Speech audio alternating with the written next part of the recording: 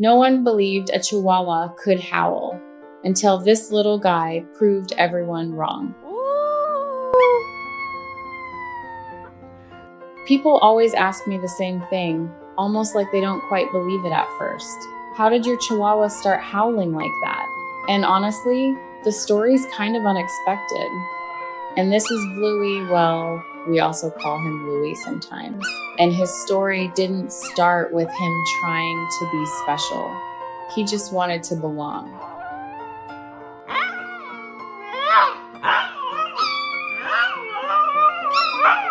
It all began because of his older brother, a big dog, half husky, loud, confident, the kind of dog that fills up a room without even trying. And Bluey, he was the opposite, tiny, quiet, a little unsure of himself, but he watched his big brother like he was the coolest thing in the world.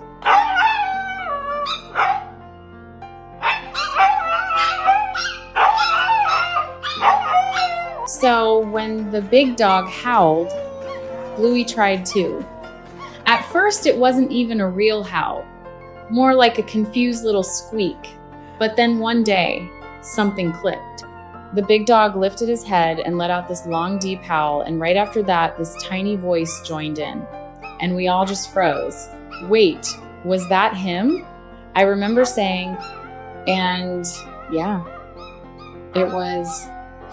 that's how it started.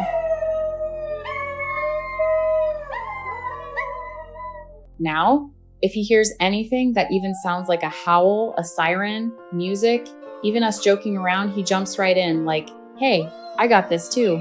He doesn't do it for attention though. That's the funny part. He just wants to be part of the moment. And when it's just us at home, that's when his real personality comes out.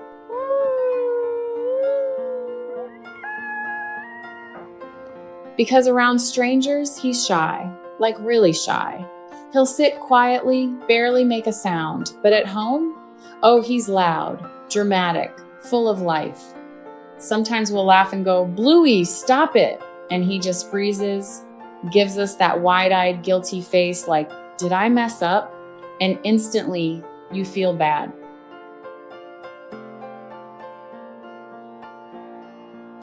Because he's not just cute, he's genuinely sweet, like unbelievably sweet. I've had a lot of pets before.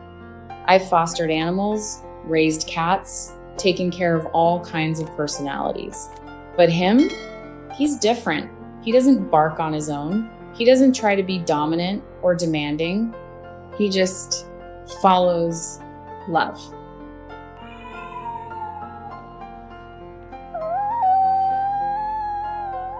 If his older brother barks, he joins in. If his brother moves, he watches. Even when his big brother doesn't like cuddling, like at all, Bluey still tries. He'll slowly inch closer, bury himself into that thick fur, like he's saying, maybe this time. Sometimes he gets pushed away, but he never gives up, and that says a lot about him.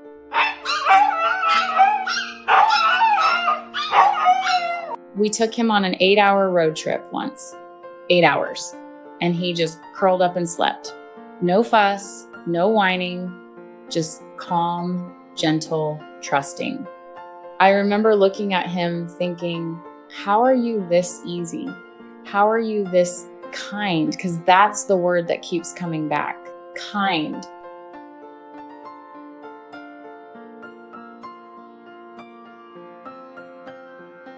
The other day, I was stressed, like really stressed. Didn't say anything, didn't call anyone, just sat there trying to deal with it. And out of nowhere, he climbed up onto my shoulder, tiny paws, soft weight. He nudged me just lightly, like, hey, you okay? And I don't know why, but in that moment, it felt like he understood, not in some dramatic way, just quietly. And that's who he is.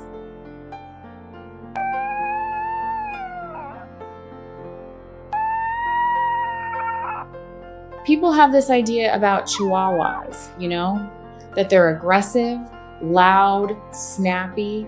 And yeah, some can be, but Bluey, he's the complete opposite. He's small, yeah, but his heart, it doesn't match his size at all. Sometimes I look at him and literally say out loud, how do you have such a big heart in that tiny body? And I mean it every single time. You're really small today. Yes, you are.